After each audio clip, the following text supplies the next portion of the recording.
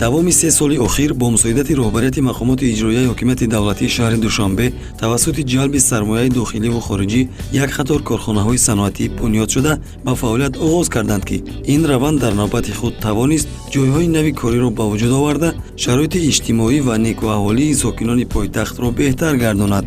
коргоҳи зари тоҷик аз ҷумлаи корхонаҳои навтаъсиси истеҳсолии душанбе шаҳр аст ки санаи 27 августи соли 2019 бо иштироки асосгузори сулҳу ваҳдати миллӣ пешвои миллат президенти ҷумҳурии тоҷикистон муҳтарам эмомалӣ раҳмон ва раиси шаҳри душанбе рустами эмомалӣ расман ба фаъолият оғоз кард. коргоҳи заргарии зари тоҷик дар заминаи ҷамъияти саҳмии кушодаи равшан фаъол гардонида шуд.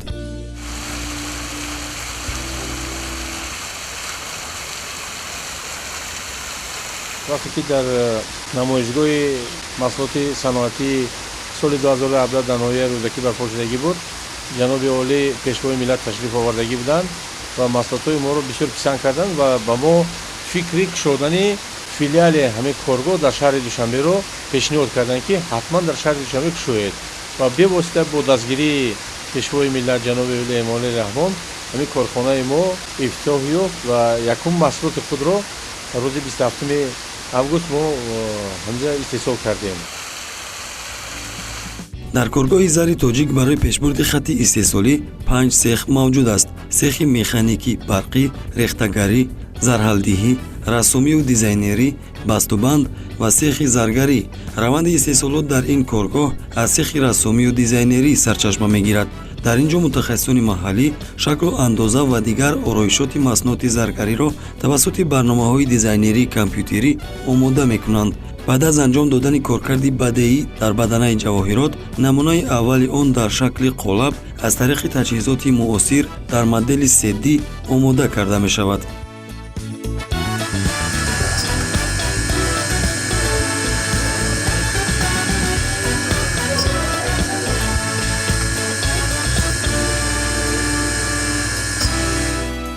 дар ин замина қайд мекунем ки дастгоҳу таҷҳизоти истифодашаванда дар истеҳсоли масноти заргарии коргоҳи зари тоҷик аз мамлакатҳои хориҷи дуру наздик аз қабили Италия, Канада, Федератсияи Россия ва Чин оварда шудааст ки дар шаҳри Душанбе ҳамто надорад.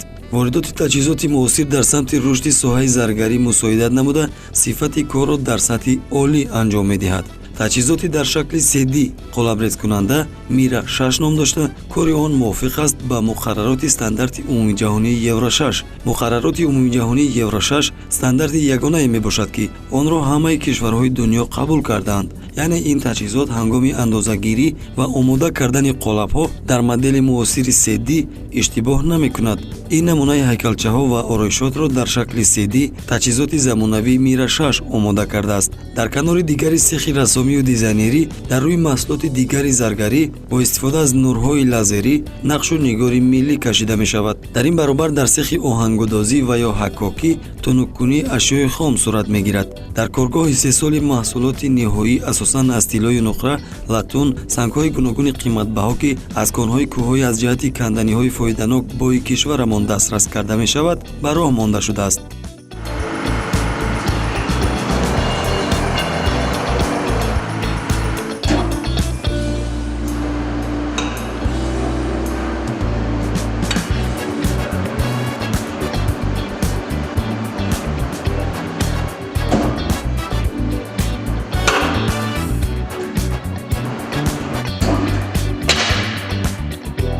аксар заргарону дизайнерони коргоҳи зари тоҷик хатмкардагони коллеҷи ҷумҳуриявии рассомӣ ба номи Мирзораҳмат Олимов буда имрӯз дар ихтисоси худ ба кор ҷалб гардиданд ки Саодат Саидова аз зумраи онҳост.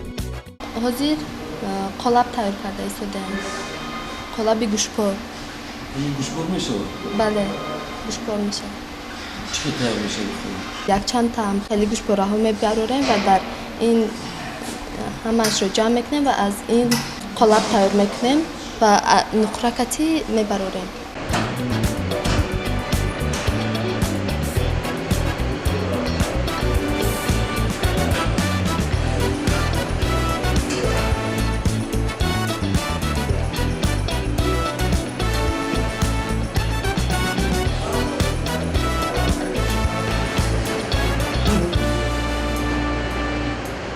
айни замон ман ба қолабрезӣ машғулам.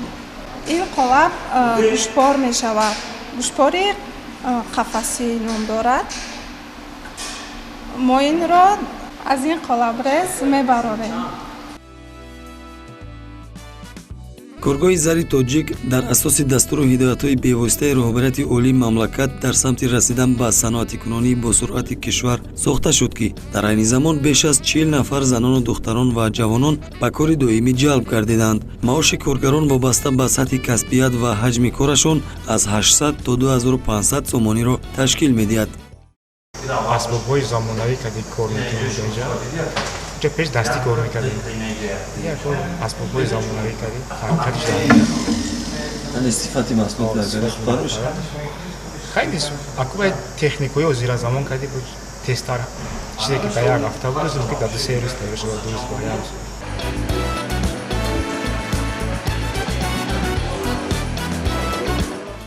роҳбарияти зари тоҷик қисме аз коргаронашро қабл аз ифтитоҳи коргоҳ ҷиҳати бозомӯзӣ ва такмили ихтисос ба шаҳри санкт-петербурги федератсияи россия фиристод ва мутахассисони маҳаллӣ дар муддати беш аз 40 рӯзи тақвимӣ малакаи касбии худро такмил доданд.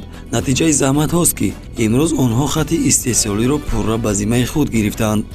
мондагӣ мутахассисо ҳамаш мутахассисои маҳаллӣ ки дар шаҳри душанбе зиндагӣ мекарданд ва дар ноҳияҳои тобеи гирду атроф мо онҳоро бо тариқи озмун ҷалб кардем. ҳама онҳо гузаштанд ва як нишондодҳои назаррас нишон дода истоданд. чаро ки пештар онҳо дар ягон заводу фабрика кор намекарданд. мо вақте ки ҷалб кардем нафарое ки бениҳоят боҳунаранд, бениҳоят ҳунари бузург доранд. ҳамна ҳозир маҳсулотое ки мебаронанд ки мо худом ҳайрон мемонем ки ҳамаи одамо дар шаҳри душанбе зиндагӣ мекардааст, лекин мо онҳоро намешинохтем. ҳозир ба кор ҷалб кардем, бо дар корхонаи мо корашона фаъолият доданд. роҳбарияти коргоҳи зари тоҷик нақша доранд ки дар оянда барои васеъ кардани иқтидори истеҳсолот хоҳишмандонро ба кор ҷалб карда аз онҳо мутахассис омода намоянд. барои омода кардани мутахассисони маҳаллӣ омӯзиши заргароне ки малакаи касбии фаъолият доранд лозим меояд ки иҷрои ин иқдом имкон дорад. ба фикри ман заргарӣ бо асабро орумтар мекунад. не асаба орумтар мекунад. ҳар чизе ки месозӣ мисол ҳунари дасти худата дида бо мисол асабот орумтар мешавад. хурсанд мешавад аз чизе ки мисол истеҳсол мекунӣ месозӣ. мо заргаро ҳама чизе ки истеҳсол мекунем мо дастӣ истеҳсол мекунем, аз қолаб истеҳсол намекунем. ҳама чизо ба сифат мисол аз ҳама чи таъмин ҳастем мо. аз нуқра, аз тилло, аз асбобҳое ки заргар мисол кор мекунад ва ҳар кас наметавонад ки ҳамин чизоро харид кунаду мисол кор кунад. айҷа ҳамаша худаш барои заргаро таъмин мекунад. ман ҳамчунин заргар миннатдорӣ худамро ба ҷаноби олӣ мерасонам ки чунин корхонаҳои мисол зебо замонавӣ барои занони тоҷик таъмин карда истодаанд ва мо омада дар ин ҷо кор мекунему зиндагии мисол худу фарзандонамонро пештар мебарем. дар коргоҳи заргарии зари тоҷик дар баробари маҳсулоти тайёри ороишӣ барои занону бонувон ҳамчунин дар асоси фармоиши мизоҷон истеҳсоли ҳайкалчаҳои гуногун, нишонҳои сарисинагӣ, ашёи рӯзгор ва як қатор маҳсулоти дигари заргарӣ бо истифода аз нақшу нигори хоси миллӣ омода карда мешавад.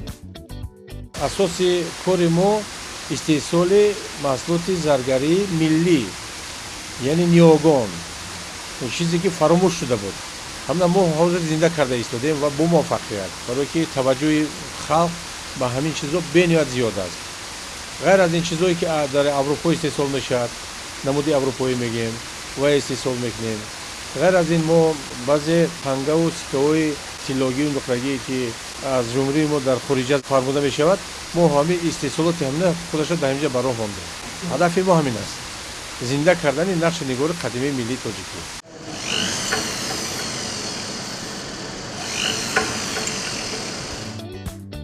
таъкид кардан ба маврид аст ки раванди омода кардани қуттиҳои махсус барои гирифтани маҳсулоти заргарӣ ва нигаҳдории он низ дар ҳамин ҷо ба роҳ монда шудааст ки онҳо бо санъати хоси кандакории тоҷикон тайёр ва барои истифода пешниҳод мегарданд. ҳамзамон бунёди корхонаи зари тоҷик ҳамчун идомаи раванди бунёдкориву созандагӣ дар кишвари соҳиб истиқлоламон барои рушди соҳаи саноати миллӣ, афзудани иқтидори истеҳсолии мамлакат, таъсиси ҷойҳои нави корӣ ва беҳбудии рӯзгори сокинони шаҳр нақши муассир дорад. якум ҳадафи мо сифат аст.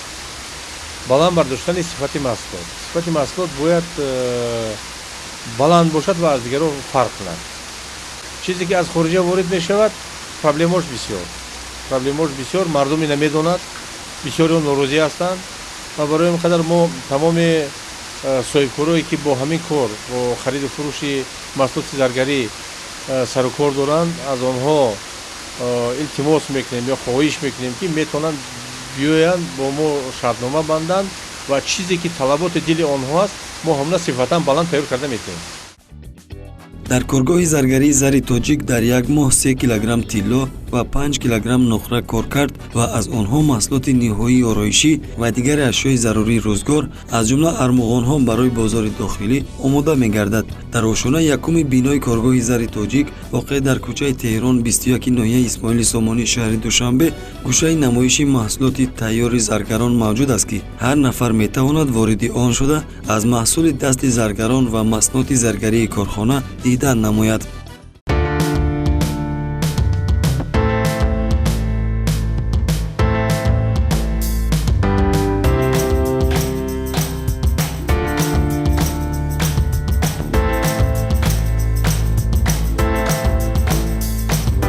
бо назардошти фаровонии ашёи хом яъне тиллою нуқра ва металлу сангҳои қиматбаҳо дар тоҷикистон ва ҳам талаботи зиёд дар бозори дохилу хориҷи кишвар ба ороишоту ҷавоҳирот, роҳбарияти корхона муваззаф гардиданд ки заминаи истеҳсоли маҳсулоти заргариро боз ҳам афзун ва теъдоди коргаронро зиёд намоянд. дар ин замина таъкид менамоем ки ҳукумати ҷумҳурии Тоҷикистон ҳама гуна иқдоми созандаеро ки ба манфиати давлату миллат мебошад ҳамаҷониба дастгирӣ менамояд. аз ҷониби дигар расидан ба саноатикунонии босуръати кишвар омили муҳим дар самти вусъат бахшидани иқтидори содиротӣ ва боз ҳам боло бардоштани сатҳи некуаҳволии сокинони мамлакат мебошад. коргоҳи заргарӣ ва истеҳсолии зари тоҷик дар масоҳати 1420 метри мураббаъ сохта шуда аз 3 ошёна, таҳхона ва дигар иншооти ёрирасон иборат мебошад.